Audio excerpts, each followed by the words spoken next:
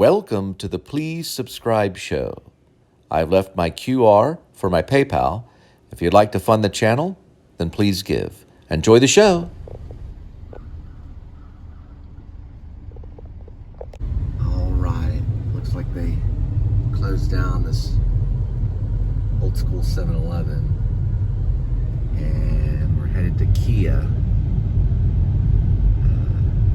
Use our endurance warranty.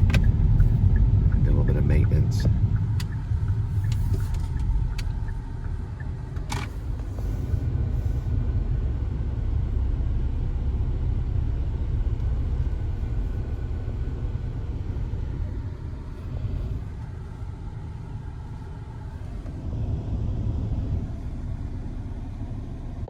Maybe I should go around the other side. One of those slingshots. This was actually the same dealership that I got my first Kia back in 2007. I've been with them for quite a bit of time. More than 10 years. Do I go around? Okay. Yeah, I'll go around the other way. Okay. Thought you could go around this way, but actually go around the other way. Not this way, but the other way. Okay.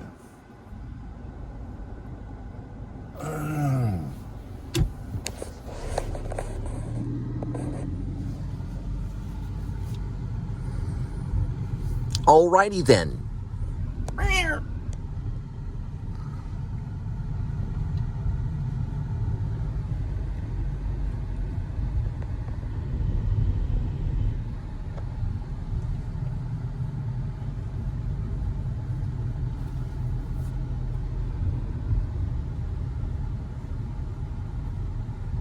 There we go.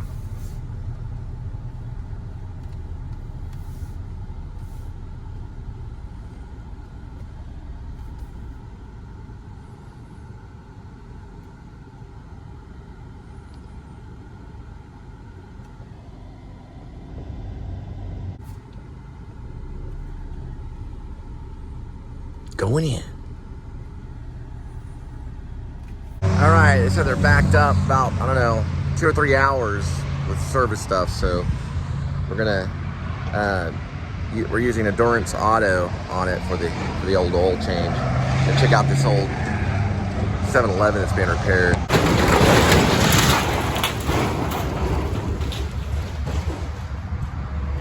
Well, it's actually being reconstructed.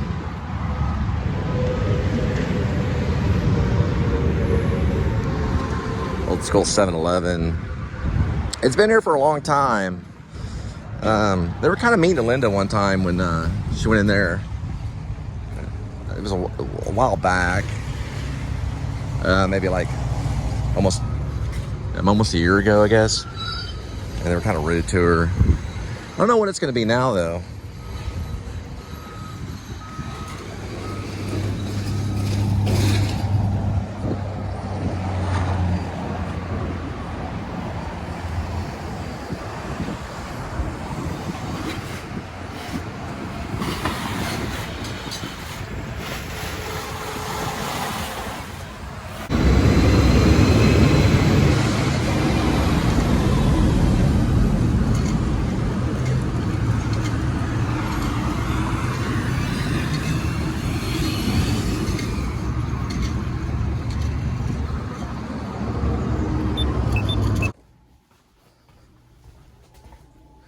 You okay, sweetie? Yeah, what's up? I'm just peeing real quick. Okay. Yeah, let's probably watch a few vloggers, see what's going on. All right, I tell everybody always, about Adam the Woo. He does these great American airline vlogs. This one's actually, there we go. Hang on, let me pause it for a minute. There's a honeysuckle dulce de leche or something like that, which we're going to be by a gelate place today because I got to drop Linda off at the shop. So if you don't know, if you ever watch my show, I go to the shops at Clear Fork sometimes when I was working for Favor. Anyway, trying to get, there it is, it's right here. There we go. A long Labor Day traveling Atlanta to Los Angeles, American Airlines. So he does these really good American Airline experience videos kind of thing is what he does. And he usually does them pretty much kind of the same, not always. There's different foods, so he'll show the food on the airline. The reason I'm kind of a fan of him is because of some of these videos, because my mom worked for American for like more than 20 years, for a very long time in the reservation department. But here's a kind of see better scenery here. It's just a cloud right there. It's a shot of outside the window. So he usually sticks to like just the window. He doesn't film a lot of people that are, you know, passengers around, you know, because that would be kind of weird. And then he films the food. So he'll show the food that they give him, and they usually always give him like dynamite meals. There's a little snack for peanuts, and then later they give him this meal right here, which is weird because I work at the airport quite a bit, and I talk to people that get meals, and they don't always get meals on these short flights, but he's always decked out. I don't know if he's first class. It looks like it's a first class trip. He said he was on row 5, seat F. But this is like a pretty high class meal for American Airlines. I don't know exactly what this is. He might say what it is. I'll have to go back, but it looks like some kind of mashed potato, or maybe a potato dish. Mashed potatoes in a potato skin. And, oh, that's Kitty. Kitty's making some noise. Kitty, you want to calm down? I'm trying to blow. And then this is kind of like a, I don't know, I'm guessing like maybe a fish or something. But it's got a little sauce on it, so I don't think it's a steak. I don't think that... Kitty, come on. All right. Sorry, my cat. But anyway, yeah, you know, they're really cool, and he shows the gelate right here. So that's the gelate they serve. I've never been on an airplane where they serve gelate. But they obviously did for this flight. So I don't know if they know if he's booked, if they bring in the special catering. Maybe, maybe not. You know, you have to find out. I don't know if these are snacks he's bringing. You know, I doubt that. And then he does shots of like the nearby city. In this case, that's probably, yeah, that'd be Los Angeles. You know, he's going into Los Angeles. So these are always really fun. And last time I went, my thing is thinking. Sorry, it wants me to go to something else. I'm gonna stop on it. Last time I went to DFW. Actually a few weeks ago, he had landed at DFW airport and was landed at like C30 section. So there's a lot of stuff that he sees on his side, which is going to be like, you know, before you have to pass through TSA when you're coming out of a flight. I don't know if you have, no, you don't have to pass through that. You have to pass through you got to go through TSA when you're going on a flight. But he usually stays on the other side, and then he'll get on the Skylink and go around, and there's like there was an Emmett Smith store, I think, on Terminal C, and there was some other store, some kind of gift shop. So sometimes when I'm there, I'll look through the window and see if I can see some of those stores. I haven't really had time to do that lately. But if I ever see him, you know, because he does layovers in DFW, I'll try to at least vlog him from a distance, or at least get his autograph, because he's pretty famous. Anyway, so he eventually lands in LA right here, and he's probably going to head off to San Francisco and hang out with this chick named Daphne, who used to go by the name of Natalie Travels, but now she goes by Daphne, which is a new vlog show, the Daphne Show, and Adam probably helped her with that. And he gets a Dunkin', you know, coffee right here. You can see the Dunkin' coffee right here. And I've covered him quite a bit. I've learned, he's kind of been my teacher whenever I started kind of editing editing using iMovie. So he gives some techniques and stuff in his earlier vlogs. I always suggest, if you watch him, look at his TDW days, when he used to initial his shows with TDW. Anyway, pretty cool vlog. Just wanted to check that out, kind of set some aside, talk about another vlogger, which I usually do. He also has friends too that are in Florida. So he's a Florida guy. He lives in a Celebration. I think one of them is Tampa J. Chris the girl, who I found out about her show when she only had like 200 subscribers. Now she's taken off. She's in the thousands. She's probably more. I haven't even checked on her channel in a while. He also used to hang out with a guy named Tim Tracker, who has a wife and kids that he goes around Walt Disney World quite a bit, and I think they went to Hawaii too. Not he hasn't been to Hawaii yet, but he probably has been, but he's thinking about going to Hawaii. And there's tons of other vloggers that he's connected with. Scott on Tape, which is kind of he does a pop culture thing. They all do filming locations. Another one is there's Exploring Ryan too. That's another one of his friends too that goes to his Comic-Con or Dragon Con kind of events. There's another one, I'm trying to think of his name. Yeah, Justin Scard, who I think invented a lot of the style vlogging. My hand's getting tired. Justin Scard's amazing. Like, he does everything in like one sentence. So the entire vlog it never stops speaking the entire time. Check them out though. These are the American Airlines ones. I think they're really cool. I'll give you the title on this one right here. A lot of people know who he is. A lot of vloggers do. But there's a lot of people that don't. It says a long Labor Day traveling Atlanta to Los Angeles, American Airlines. But it's amazing because I talk to other people that are into YouTube and stuff. They haven't heard of him. So kind of spreading out. I'm a fan of him. He also does this kind of pop culture icon, I guess you call it. This is the avatar. So it's kind of like an avatar. And that's his channel right there. He's up to 697,000 subscribers. He started 10 years ago, which I did too, in where I'm at now. But I had to put it down for about 6 years to start a family and have children. But then I got back into it later, and my wife left me. And I had to kind of start over my life, which is kind of what my vlog's about. He's a really good teacher. I recommend him when it comes to vlogging. He doesn't do like tons of inserts. He mostly just shows the experience of how the video log is and how the experience of his life and stuff like that. So check him out.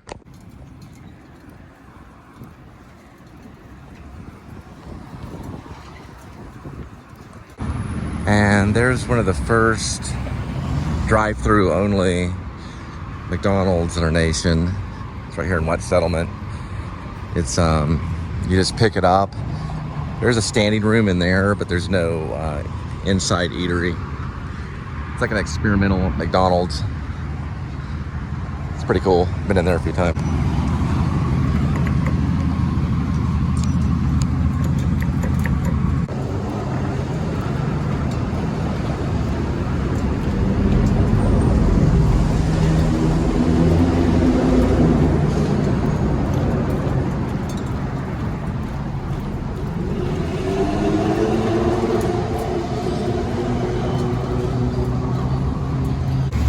And they're basically reconstructing this 7-Eleven. I don't know what they're gonna make it. Probably won't be a QT. It's QT over there. Been working on it for quite a bit of time.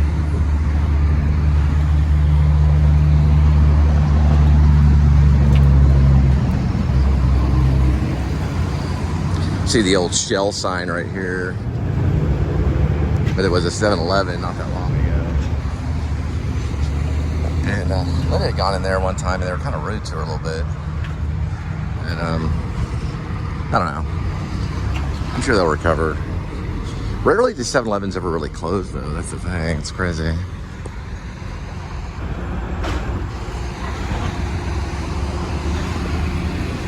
And there's the Kia. When there got a little oil change.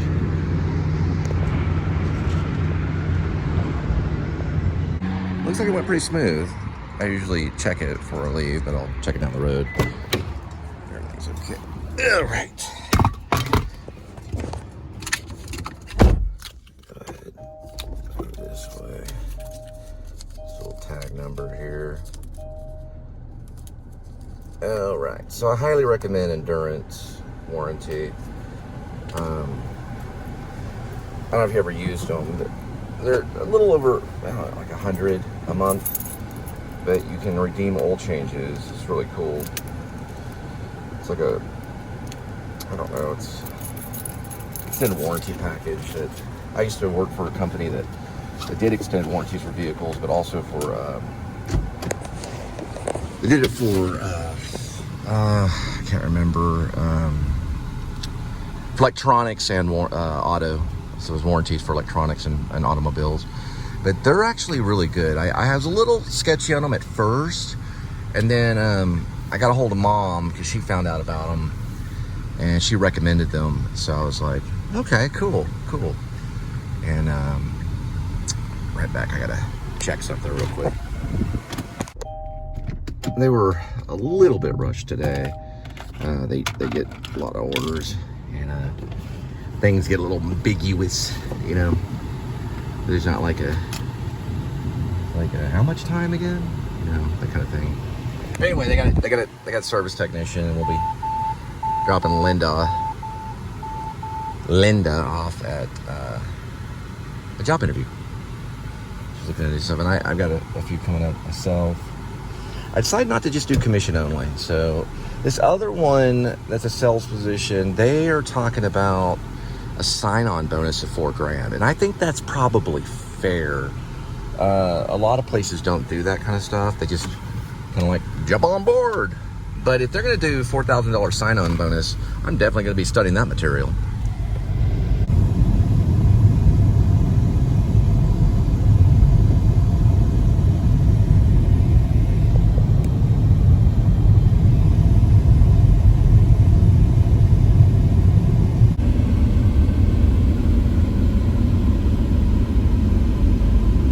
So when I was in Hollywood, I actually lived in Long Beach.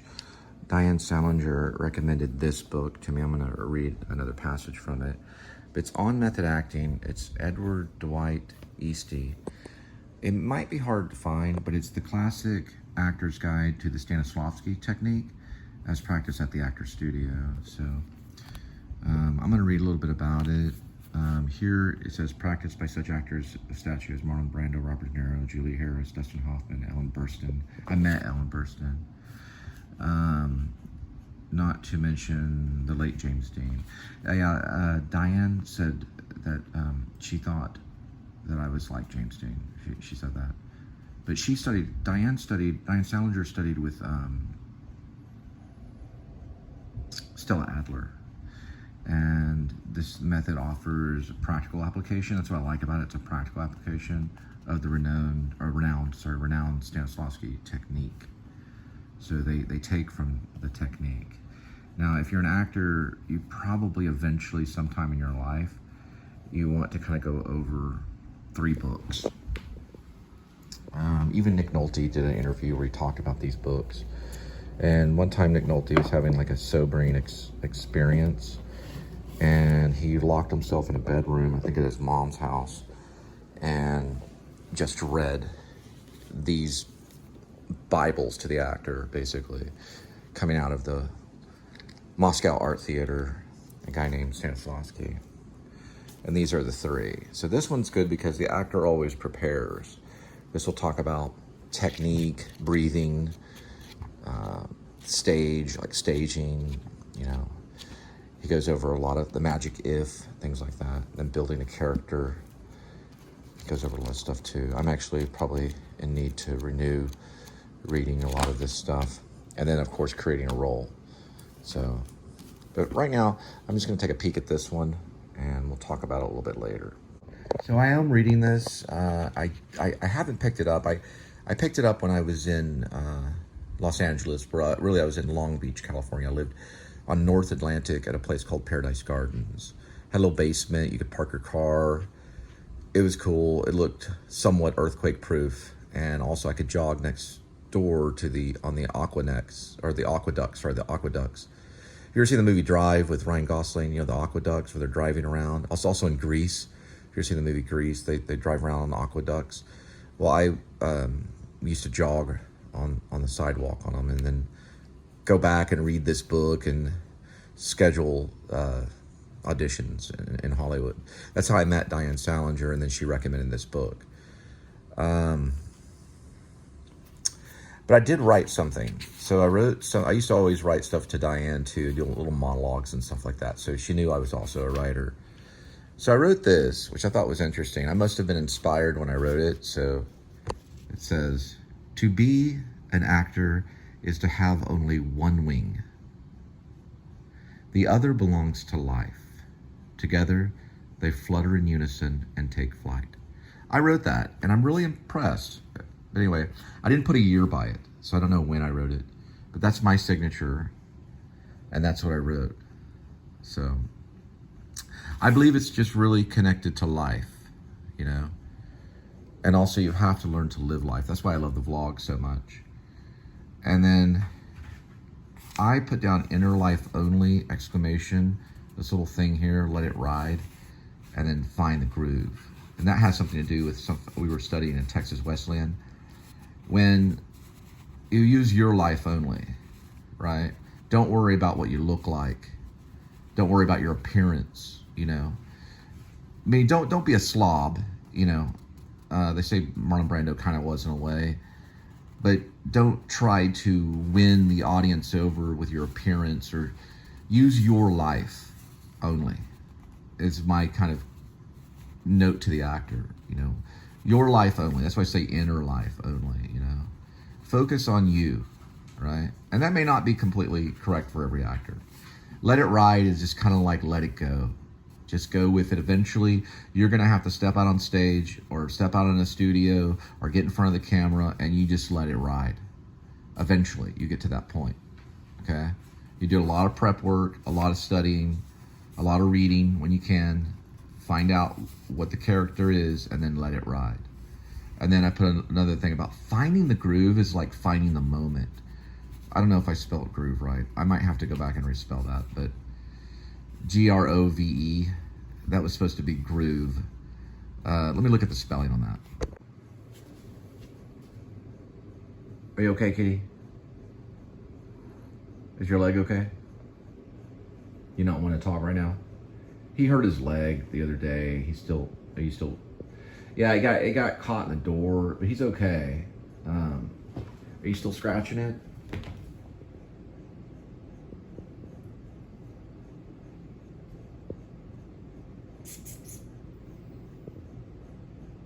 You okay, kitty? It happened a few days ago. He's been kind of itching it and stuff. Is your leg okay? Let's see. Is it okay? Yeah, I think it's okay. He just likes his special attention. Here, walk around so everybody can see you walking around. There you go. You okay? Gonna play with the whale shark tunnel? Go this way. It's okay. There you go. He's going inside it. There you go. Get on the inside, kitty. There you go. Get in that groove. I gotta fix the spelling on groove. I must have wrote it in a hurry. I was just making little notes on things, probably like before an audition or something. Let me see. I'm kind of an actor trying to get a comeback. I'm gonna use this pen right here. Okay. So it says find the grove, but that's kind of poetic. So we're gonna change it right here and just make the little O there. So there you go. It's kind of find the groove. Okay. So that's supposed to be the word groove. Anyway, I think what I mean by the groove is like the story is there. Even if you're on stage or if you've been rehearsing Streetcar Named Desire hundreds of times, or Hamlet, or let's say you're doing a new play by a new playwright and you've done it so many times, well, you got to find the story out there on the stage or wherever it's at, because the story is constantly changing. Of course, the words are the same, but the people are different in that moment, and you connect with the relationships of the people on stage, and you find the character relationship and all that kind of stuff, and your motivation and your magic if this was happening to me. But you find it when it's out there, and then you connect into it, and then you just keep rolling with it, you know? It's a lot like a vlog. Anyway, I'm gonna read a little more of this. That's kind of my little note to the actor, is there's a groove out there and you connect into it, and then you just let it ride, you know? All right. Okay, I forgot how cool this book is. It's funny because he kind of jokes a little bit about the method, and he goes to the Shakespeare play. I don't remember where, but it was in New York. It was in New York. His friend is, I guess, a method actor, and was doing King Lear. And there's a moment where King Lear comes out and he says, let's see if I can find it. It's in this book, but I should have probably prepared a little bit. But, well, I am preparing because I read it, but he was in New York, and the actor, he didn't give his name. Yeah, here it is right here. Lost there. I'll kind of tell you what it, so King Lear says, why should a dog, a horse, a rat have life, and thou no breath at all? Thou'lt come no more. And then he utters, never, never, never, never, never. Okay, so it's real dramatic. Have you ever seen one of my favorite movies, Albert Finney, in The Dresser? He plays King Lear in this moment. He's doing it like an opera singer. He's like coming out going, never, never, never. You know, it's like horrible pain that, you know, and it could be done that way, of course. And I'm not acting it out, but what this guy is, sorry, I have to wear these glasses, I don't have bifocals, but what he's saying right here, this Dwight Easty, is that his friend went out on stage and he said, never, never, never, never. It's supposed to say, you're supposed to say it 5 times. Never, never, never, never. And then he spelled it out on the 5th one. Never, which Shakespeare did not write. And it probably came off as awkward. And he's kind of coining that as it's kind of a method move. I'll let you see it on paper. So he's saying it right here. A few years ago, this particular actor was doing the title role in the New York production of Shakespeare's King Lear. His performance was breathtakingly perceptive to a point, but it was here that he veered from the tasks he had set for himself with what happened, or what appeared to be done only as a vain attempt at originality. It was enough to destroy any reality previously formulated by those watching. It happened in the scene after the death of Cordelia. Lear, on seeing her body, cries in grief-stricken voice, what should a dog, a horse, a rat have life, and thou no breath at all? They'll come no more. Then he utters his towering fivefold, never, never, never, never, never. However, when our friend got to the 5th never, he spelled it out, Never. And so Edward Dwight Easty is saying here that it broke the reality, but it was like an attempt to be original. All right, you got me. So this is important in acting.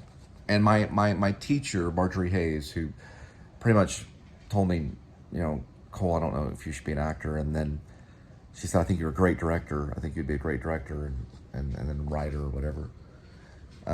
She was the only teacher that ever told me this stuff. And she was probably one of my best teachers, maybe.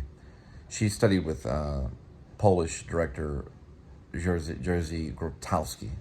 I guess Grotowski or Grotowski. It's the people that it's actually a director they mention in the beginning part of Dinner with Andre with Wallace Shawn. She studied with that guy, with Jerzy Grotowski. And so I used to always get up in acting class and I would find the most bizarre choice, because I was big fans of like John Malkovich or Marlon Brando, and they always seemed to be very different in how they would do stuff. Like Marlon would look up a lot like that, and then he would talk, and then he would look up. And I wasn't really doing that because I didn't figure out that Marlon would look up and then say something, or he would think and then he would. But people do that when they're thinking and reaching for something. They'll remember and then they'll start to talk. And then John Malkovich just has this very weird persona. And then, like, you know, I would just go out and try to be kind of bizarre. And she would stop. And she goes, no, don't make that choice. I know what you're doing. You're choosing an eccentric choice rather than the choice that would reflect reality, or the choice that the character would do, right? Do exactly what the character does. And it's important. Because presenting reality, or the appearance of reality, works is stronger in the watcher or the audience than trying to manipulate how they feel or trying to manipulate the scene for cool or hip sake, right? So another example of that is like, you ever see Jack Nicholson in The Shining, okay? So Stanislavski, or no, I'm sorry, get out of Stanislavski for a minute. Jack Nicholson in The Shining. So Stanley Kubrick, another Stanley. Stanley Kubrick wanted an operatic performance, kind of, you know. He didn't really want always like reality coming out of Jack Torrance because there was going to be this great music coming in right when Nicholson was doing this kind of craziness. So without that music, it kind of takes away, you know, when Stanley Kubrick would bring in the intense music with his performance, it would take away maybe the reality because he was just over the top. So I think that's kind of an example of needing something like music in the scene and then this operatic performance coming out, which was Nicholson in The Shining. So you can be over the top if that's what the director is wanting, and maybe Jack Torrance in real reality may not have gone that far. Maybe he would have, I don't know. That performance is a great performance, by the way, Nicholson's performance. But what I'm trying to say is that sometimes the subtlety of stuff that you do and reflecting reality and simply just doing it rather than trying to perform creates a stronger illusion of reality than if you're trying to perform or you're trying to say the line, you're trying to get the attention and you're trying to direct or you're trying to act, which I do every day with the Please Subscribe show because I get frustrated. But if I just let it happen and it starts to take over, it's going to catch it's going to catch the moment, and the audience is going to be connected because they're going to see you in the moment and really being there. So the reality starts to play, you know. Sometimes I do this, welcome to the Please Subscribe. Well, they can see the BS in that. And I want them, because I'm playing a vlogger. I want them to see some of the BS in it. And it might come off as kind of maybe funny or weird or awkward, I don't know. Because I'm not you when you're watching it. But then sometimes I might just say, well, welcome to the Please Subscribe show. I'm Cole. So that level of it, you know, is probably what people want more, because you're just being you and you're not being an idiot, or you're not being a fool, or you're not being this jester shaking a rattle in front of them going, hey, look at me. But there are people that do that in life. So I think that's what he's trying to say with the King Lear moment and his friend spelling out Never. He's trying to say that that actor at that moment was only trying to be original in what he was doing, rather than doing what King Lear would have done. So it's a good note. Sorry, I do things a little too quick sometimes. My mind's like rushing around all the time. I'll stop, pause. Because that's whenever you start bringing in Stanislavski too. And the method requires Stanislavski. Because Stanislavski knows that there is a dance to the theater. There is a way to present it, and there's a way to be in it. So there's timing involved, and there's breath, and there's singing in a certain sense. There's plays where people sing. So there's moments where sometimes you take a moment for the audience, like a Salah, and then you give them a moment.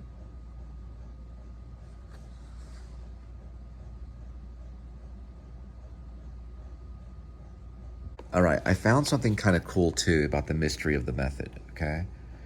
It is, I think, very important for every actor to realize that the sole purpose of the method is not the use of the method per se, as has all too often become the case in the past few years. Many times we hear it said, he's a method actor, or she uses the method. Nobody ever seems to ask how one uses the method.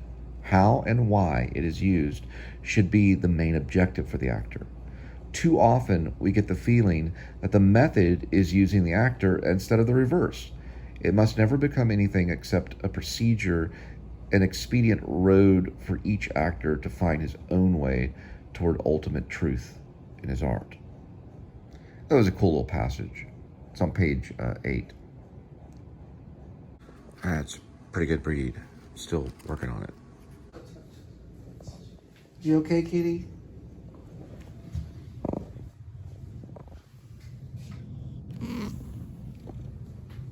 Bye, kitty. We'll be right back. All right. Mommy's going off, I guess, for an interview. And I'm going to do this like that. I did send out a synopsis to a folk singer in Austin about the werewolf movie.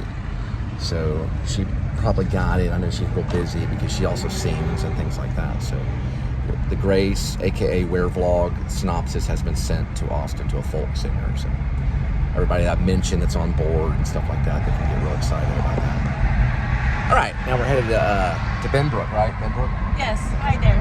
On the place of Strive So. The 3 pair. Well, we'll talk about it later.